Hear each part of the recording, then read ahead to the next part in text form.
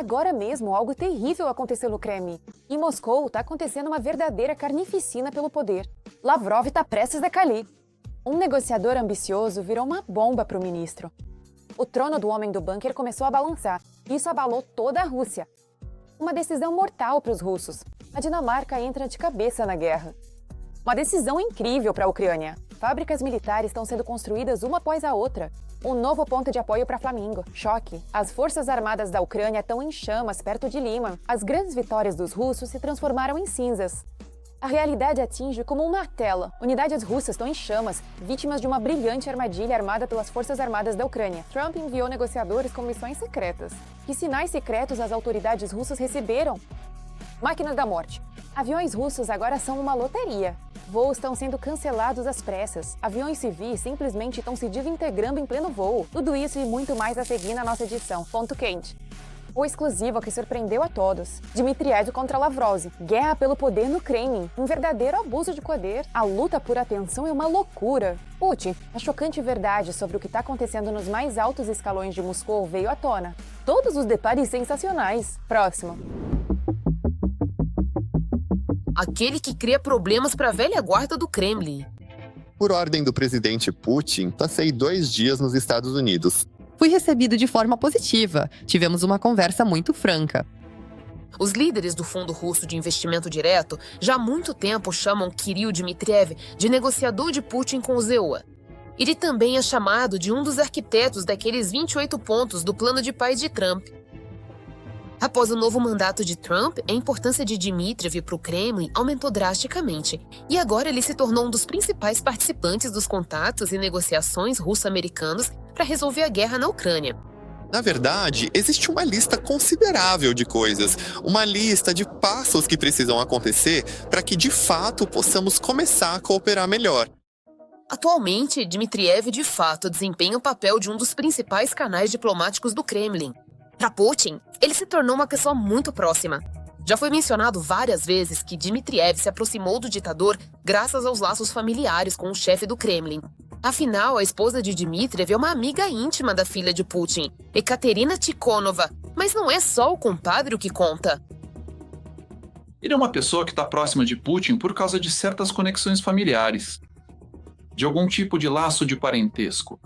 Porque a gente lembra dessas histórias sobre esposas, filhas, e como foi que ele entrou nesse círculo, afinal de contas.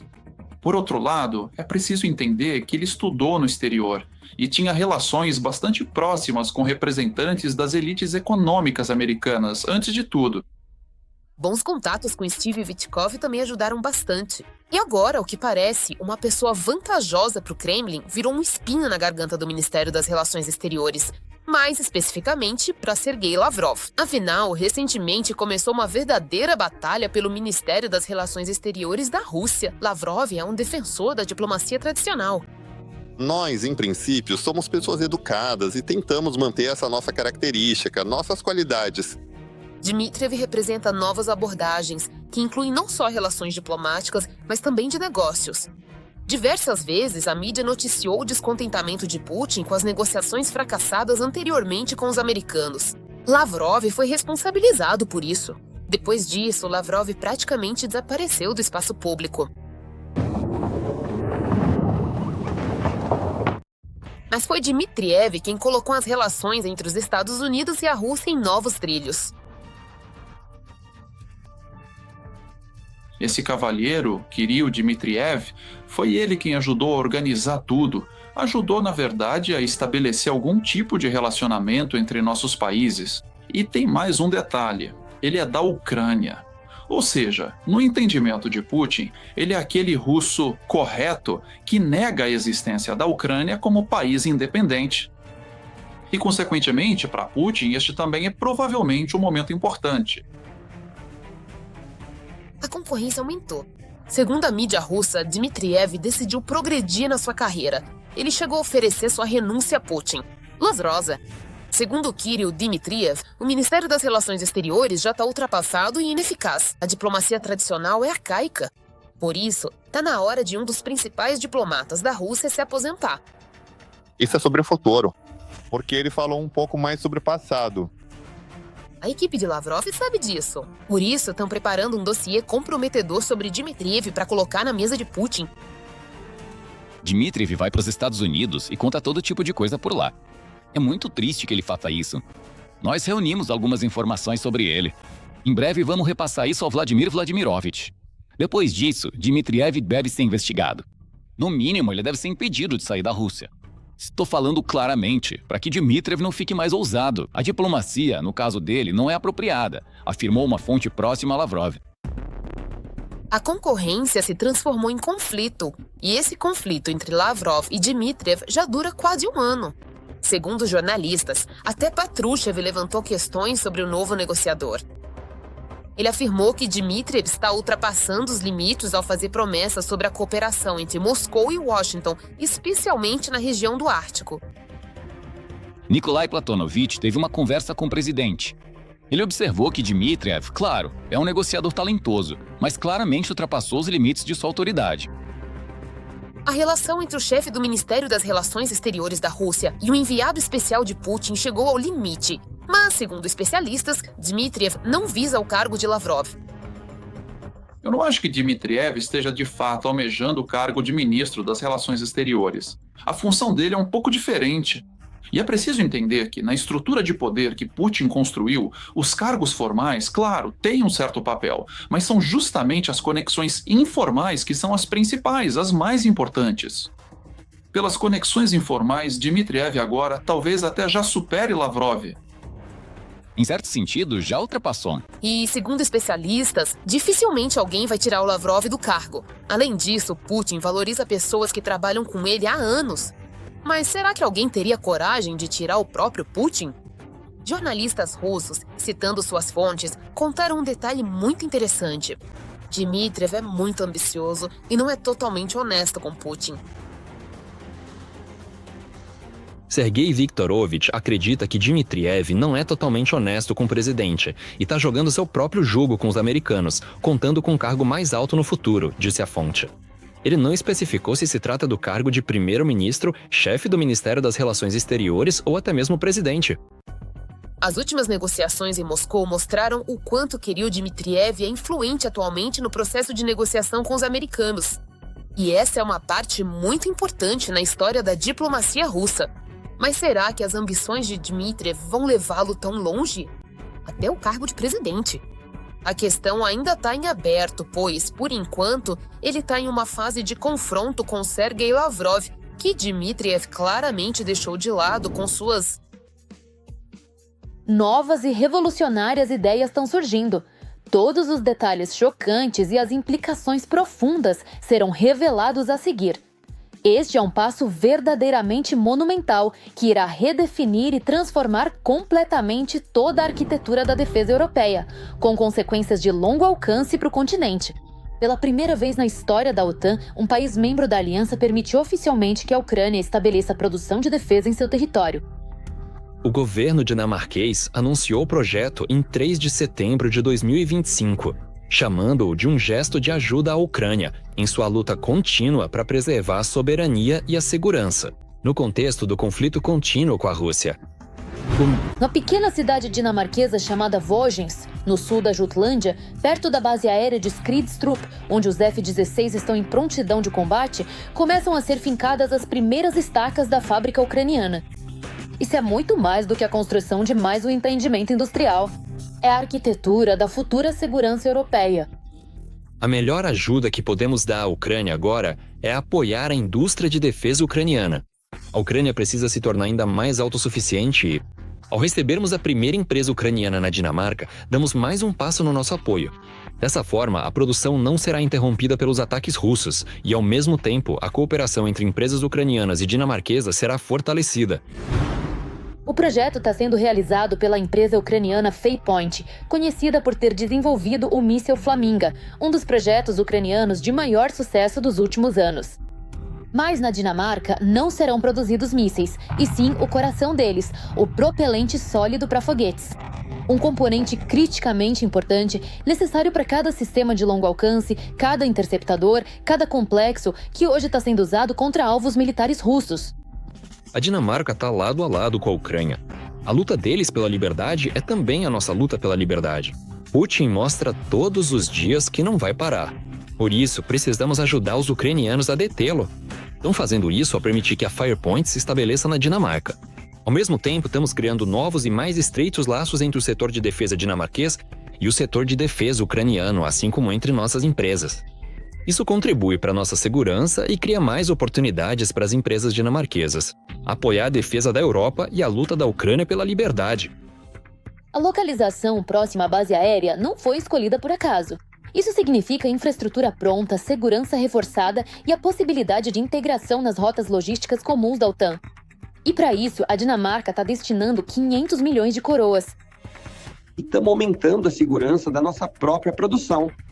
Entendemos que qualquer produção no território da Ucrânia pode ser alvo de ataques de mísseis russos e simplesmente ser destruída. A construção deve ser concluída em 2026. E quando a fábrica começar a operar, a Europa ganhará um novo elemento para sua segurança: ucraniano em conteúdo e europeu em proteção. Ou seja, pela primeira vez em anos de guerra, surgirá um modelo em que o apoio de defesa à Ucrânia deixa de ser um impulso e passa a ser um sistema de longo prazo. Os dinamarqueses entendem todos os problemas dos ataques russos, dos bombardeios russos, da invasão russa. Eles, como ninguém, como os países escandinavos, entendem isso perfeitamente. Por isso, eles são os primeiros a nos estender a mão. Estão dispostos a criar empresas conjuntas, a abrir produção em seu próprio território para ajudar a Ucrânia futuramente na criação de mísseis. A criação de combustível sólido para mísseis é a primeira etapa. Eu acho que o próximo passo será também a instalação em território dinamarquês e a produção de mísseis ucranianos. Recentemente, a Dinamarca já destinou o 28º pacote de ajuda militar, no valor de 1,4 bilhão de coroas. 100 milhões de coroas vão para o financiamento da produção de armas na Ucrânia, segundo o chamado modelo dinamarquês. Um mecanismo que Copenhague criou por conta própria e que agora está se tornando exemplo para outros aliados. É quando o país parceiro não apenas compra armamentos, mas ajuda a desenvolver a produção onde ela realmente é necessária, na Ucrânia, sob controle ucraniano, para o exército ucraniano. Mais de 370 milhões também são destinados à compra de armamentos americanos para a Ucrânia, através da iniciativa PURO. Um mecanismo que Dinamarca, Suécia e Noruega lançaram pela primeira vez ainda em 2025, fornecendo mísseis para os sistemas Patriot. Esse é um reforço direto da defesa aérea ucraniana nos próximos meses. Uma parte separada de 80 milhões de coroas será destinada ao combustível, que será adquirido por meio da Agência de Apoio e Abastecimento da OTAN. Pode parecer um detalhe, mas são justamente esses detalhes que mantêm o exército em movimento.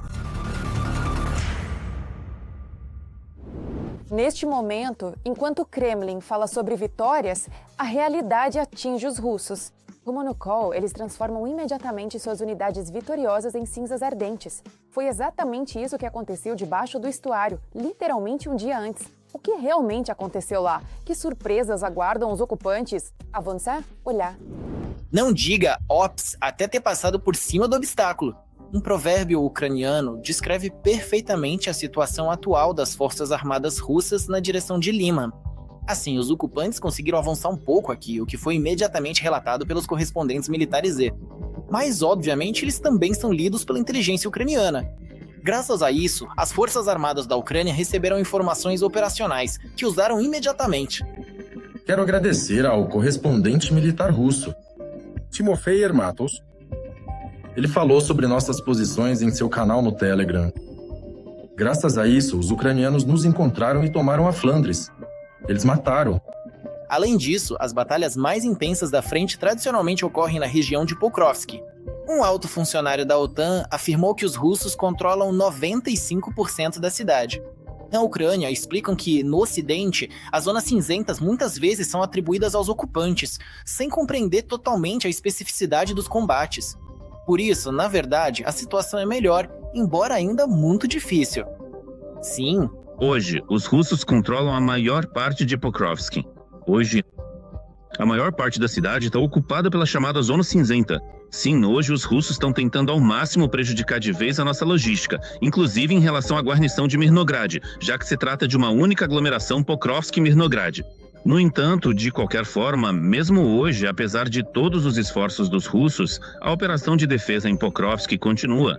Enquanto isso, Putin, já há várias semanas, repete cegamente que Pokrovsk está totalmente sob controle da Rússia.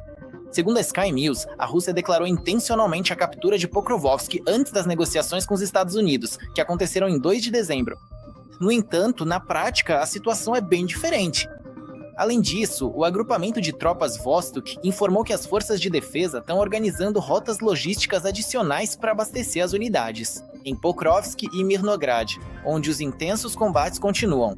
E na própria cidade, as forças armadas ucranianas continuam a destruir os ocupantes russos. O desenvolvimento urbano é o processo de crescimento e evolução das cidades. Ele abrange o planejamento territorial, a infraestrutura, a habitação, o transporte e a sustentabilidade, visando melhorar a qualidade de vida dos cidadãos e o progresso socioeconômico da região. Outro povoado que está constantemente nas manchetes é Kupiansk. Apesar das tentativas diárias dos russos de reverter a situação, eles estão fracassando. As forças armadas da Ucrânia continuam a deter a iniciativa e a eliminação das unidades inimigas já está ocorrendo nos arredores da cidade. Neste momento, a cidade está aproximadamente 50% a 60% sob o controle total das forças de defesa, e mais uns 20 zonas cinzentos. Como sempre, as forças de operações especiais tiveram um desempenho excelente. Elas desempenharam um papel vital no momento mais crítico. Além disso, o comandante-chefe Alexander Sirski declarou que as forças armadas da Ucrânia não estão apenas destruindo o inimigo, mas também cortando as rotas logísticas dos ocupantes. Em particular, aquelas pelas quais o inimigo tenta enviar forças de reserva. Não há sucesso. Está acontecendo uma varredura. E já aconteceu, na verdade, aquele bloqueio justamente das rotas pelas quais o inimigo organizava a infiltração em Kupiansk. Isso de fato corresponde à realidade, porque se não fosse assim, teríamos visto mudanças no mapa em Kupiansk. Mas não há nenhuma mudança lá. Notícias preocupantes têm chegado recentemente da região de Zaporizhia. Nosso comando reconhece que o inimigo teve algum sucesso lá. No entanto, o Estado-Maior está fazendo o máximo esforço para estabilizar a situação. E segundo analistas, já conseguiram reduzir significativamente o ritmo de avanço do inimigo. Buyaipole, onde o inimigo esperava entrar. Aqui e agora, continua resistindo. Algumas unidades russas que anteriormente tentaram se infiltrar no território deste assentamento foram destruídas. E, em princípio, em um futuro próximo, eu acho que veremos justamente essa estabilização da linha de frente nesse setor. No total, só nas últimas 24 horas, o inimigo mais de 200 vezes tentou atacar as posições das forças armadas da Ucrânia. Nesses ataques, mais de 1.200 ocupantes foram eliminados, além de quase 50 veículos e mais de uma dezena de sistemas de artilharia destruídos. Escândalo em Moscou. Wittkov e Kushner abalaram o cenário diplomático. Depois do Kremlin, eles voaram rapidamente para Washington, cumprindo missões secretas. O que esses movimentos bruscos do ZA estão escondendo e quais sinais secretos as autoridades russas receberam? Detalhes que vão chocar você. As negociações sobre o plano de paz entre Putin, o representante especial dos Estados Unidos, Steve Witkoff, e Jared Kushner duraram quase 5 horas. A troca de opiniões entre os lados americano e russo sobre o plano de paz dos estreados nesse formato aconteceu pela primeira vez em Moscou. E, na opinião do Kremlin, há avanços positivos. Não, isso não será correto. A questão é que essa troca direta de opiniões aconteceu ontem pela primeira vez. E, novamente, como foi dito ontem, algo foi aceito, algo foi considerado inaceitável. Esse é um processo de trabalho normal, uma busca por compromisso. Putin não rejeita o chamado plano de paz de Trump, mas também não concorda com ele. O representante especial de Putin, Dmitriev, avaliou as negociações com Witkoff e Kushner como produtivas. Witkoff já veio a Moscou pela 6ª vez. Neste ano, e o resultado global, além do tempo gasto, não existe. A Rússia não está disposta a fazer concessões e mantém sua posição. Ou seja, a Rússia disse, sim, estamos prontos para aceitar muitos pontos, exceto aqueles que são fundamentais para a Ucrânia. Nós sabemos, na verdade, que são sempre os mesmos pontos, o que é fundamental para a Rússia e para a Ucrânia, só que em direções completamente opostas. Trabalhar com esse plano provavelmente é impossível, porque para a Ucrânia isso também são linhas vermelhas. E todo o resto pode até ser aceitável para ambos os lados, mas mesmo assim eles não conseguem chegar a um acordo. Paralelamente ao encontro entre Vitkov e Putin, o secretário de Estado dos Estados, Marco Rubio, deu uma entrevista ao canal Fox News. Ele disse que, neste momento, Ucrânia e Rússia estão lutando por um território equivalente a 20% da região de Donetsk, que está sob controle das Forças Armadas da Ucrânia. E se essas ações militares forem interrompidas e a segurança for garantida, já num futuro próximo, a Ucrânia terá perspectivas animadoras. Teoricamente, se tudo for feito corretamente, em 10 anos o PIB da Ucrânia pode superar o da Rússia. São necessárias coisas assim: parar a guerra, garantir que nunca mais sejam invadidos ou atacados, proteger a soberania e independência de longo prazo da Ucrânia, para que eles não se tornem um estado fantoche. Eles são realmente independentes e soberanos, e permitem que sua economia não apenas se recupere, mas prospere, transformando-a em uma história de sucesso. Em palavras, soa bonito, mas na prática ninguém está dando essas garantias para a Ucrânia no momento, e a pressão sobre a Rússia não está aumentando. Por isso, apenas um exército ucraniano forte e sucessos no campo de batalha. No momento, são os únicos fatores que garantem mais sucesso no processo de negociação com a Rússia. E para isso, a Ucrânia precisa de todo o apoio militar possível. Até o final do ano, a Ucrânia receberá armas no valor de 5 bilhões de dólares pelo programa Pearl. No ano que vem, espera-se que o apoio continue no mesmo nível, informou o secretário-geral da OTAN, Mark Rutte. Ele espera que, em 2026, os parceiros da Ucrânia destinem 1 bilhão por mês para a compra de armas. Atualmente, temos 4 bilhões, então isso significa que realmente estamos no caminho para alcançar 1 bilhão por mês. Agosto, setembro, outubro, novembro. No ano que vem, vamos precisar de muito dinheiro de novo. Pro ano todo, pelo menos 1 bilhão. Talvez até um pouco mais de 1 bilhão por mês. Talvez. O chefe do Ministério das Relações Exteriores da Lituânia, Kęstutis Budrys, está convencido de que os esforços dos Estados Unidos por um acordo de paz não terão sucesso. A Rússia simplesmente tenta convencer a comunidade internacional de que violar princípios internacionais fundamentais é algo normal. Se reconhecermos as conquistas territoriais da Rússia, isso mata imediatamente o direito internacional. A consequência serão novos ataques e ainda mais ameaças, tanto para os vizinhos da Rússia quanto em todo lugar. A ofensiva continua. Eles vão abocanhando pedaços de territórios ucranianos. Os problemas econômicos da Rússia ainda não são tão críticos. E enquanto no Kremlin realmente não houver motivos para buscar a paz, bem, na verdade, a paz não vai acontecer. Agora as negociações vão ser colocadas em pausa. E nesse momento é muito importante que a Rússia não tenha sucessos militares na linha de frente, mas sim ao contrário, para fortalecer a posição de negociação da Ucrânia. Os aviões russos estão à beira de uma catástrofe. Em um ano, o número de acidentes e pousos de emergência aumentou 4 vezes. Voos estão sendo cancelados às pressas, quando os aviões russos vão se transformar em verdadeiras armadilhas mortais. Todos os detalhes assustadores a seguir. Chegamos ao limite. A aviação civil russa está se degradando diante dos nossos olhos. Aqui dificilmente vou conseguir acrescentar algo. De janeiro até o final de novembro de 2025, o número de incidentes com aviões de companhias aéreas russas aumentou cerca de 4 vezes em comparação com o mesmo período de 2024. Eu sempre disse, Vitaly Genadyevich, não me deixe mentir, que é preciso dar mais atenção à compra de equipamentos nacionais. Se tivéssemos feito isso nos anos anteriores, talvez agora seria mais fácil. Durante esse período, foram registrados mais de 800 casos de falhas no país que levaram ao cancelamento ou interrupção emergencial de voos.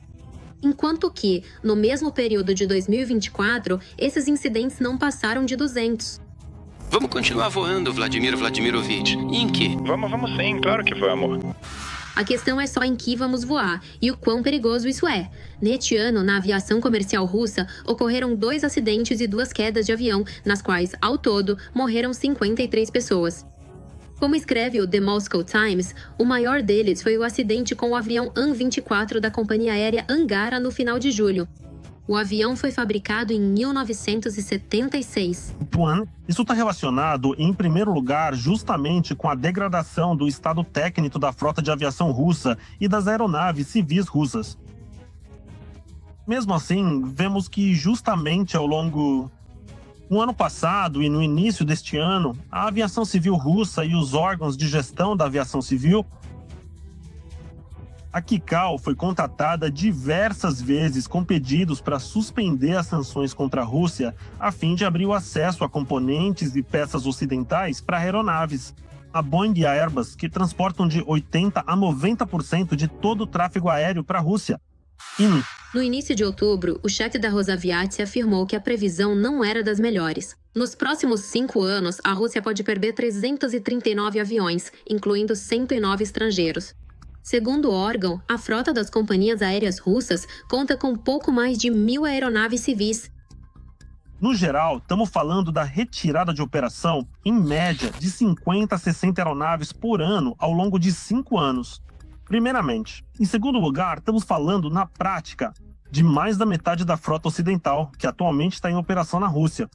De acordo com diferentes estimativas, atualmente a frota da Federação Russa pode contar com cerca de 500 a 600 aviões ocidentais, dos quais aproximadamente 1/3 já não pode ser utilizado normalmente, pois quebras frequentes ou a falta de peças de reposição para conserto fazem com que essas aeronaves fiquem paradas ou se tornem vítimas do chamado canibalismo aeronáutico. Após o início da guerra, as autoridades russas decidiram salvar o setor de aviação e anunciaram um programa de revitalização da indústria aeronáutica nacional. O plano era que a produção de aviões civis no país, em poucos anos, atingisse o nível da União Soviética e até 2030 as empresas recebessem mais de 1.000 aeronaves nacionais. Mas tudo isso ficou só no discurso. No início de 2025, o governo decidiu reduzir em 1,5 vezes o plano de produção de aviões. A gente vê que o nível e as tecnologias justamente necessárias para a produção desses aviões e aeronaves estão criticamente atrelados à capacidade da Rússia de comprar componentes ocidentais, peças ocidentais, tecnologias ocidentais e, inclusive, o equipamento de produção adequado para fabricar determinados componentes ou sistemas.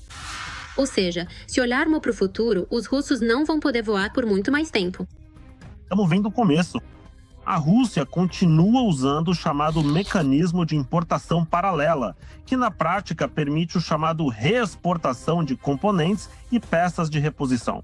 Primeiro. Segundo, isso faz com que sejam instaladas nos aviões peças de origem duvidosa, inclusive peças que já foram usadas anteriormente. Isso leva à diminuição da segurança dos voos. Ao contínuo aumento de falhas técnicas na aviação e, como consequência, veremos um crescimento no número de acidentes aéreos, inclusive de vítimas relacionadas a eles. A aviação civil russa poderia ser salva com o fim das sanções ocidentais, mas esse cenário, por enquanto, é impossível. E novos aviões significam pedidos de longo prazo, contratos de dezenas de anos e bilhões de dólares, dos quais a Rússia de Putin, por causa da guerra, está criticamente carente. Urgente, macro em Pequim. A França coloca o Império do Meio diante de uma escória. Macron tenta fazer com que a China pressione Putin e pare a guerra. Será que a China vai desafiar o Kremlin? Todos os detalhes sensacionais na reportagem. Macron vai pedir à China que pressione Putin. Nesta quarta-feira, o presidente da França planeja visitar Pequim. E durante sua viagem, ele quer mais uma vez pedir a Xi Jinping que influencie a Rússia para acabar com a guerra na Ucrânia. Foi o que declarou o ministro das Relações Exteriores da França, Jean-Noël Barrot. A visita atual à China será a 4ª de Macron desde que assumiu o poder na França. A dependência da economia russa em relação à cooperação com a China é grande demais. O petróleo exportado por oleodutos vai principalmente para a Europa, mas também é enviado para a China. E a China compra volumes enormes de petróleo, significativamente mais do que a Europa pode comprar, de acordo com, digamos assim, as estimativas. No primeiro trimestre deste ano, foi de 51,7%. A visita do ministro das Relações Exteriores da China a Moscou para negociações com seu colega russo não parece nada casual. A Interfax afirma que as partes estão realizando consultas sobre questões de segurança estratégica e cooperação militar. E isso acontece no mesmo dia em que o enviado especial dos Estados Unidos, Steve Witkoff, se encontra com o ditador do Kremlin, Vladimir Putin. A China, sem dúvida, tem seus próprios interesses. Em um cenário global complexo e interconectado, a busca por uma paz mais rápida e duradoura torna-se uma prioridade inegável para a estabilidade internacional. Nesse contexto, a figura de Xi Jinping, líder da China, emerge como um ator central, cujas ações e políticas podem influenciar significativamente a velocidade e a natureza da resolução de conflitos. A aspiração por uma paz acelerada reflete a urgência de mitigar tensões e promover a cooperação global. Apelou durante uma conversa com o presidente do ZEUA, Donald Trump. Será que isso foi sincero? É uma pergunta retórica. No entanto, não está longe da verdade que é conveniente para a China. A China não quer que haja nenhum sucesso no caminho da paz. Assim, a capitulação da Ucrânia é inaceitável para a Ucrânia, mas, na essência, coloca um ponto final nesta guerra. Um ponto ruim para a Ucrânia. Para a China, isso não serve. A China cria a aparência de apoiar a Rússia, enquanto, na verdade, está amadurecendo a ideia de como pode absorvê-la. A China entende que os problemas econômicos da Rússia levarão a problemas no abastecimento das regiões do país, com recursos financeiros. Em primeiro lugar, isso vai afetar as regiões distantes de Moscou.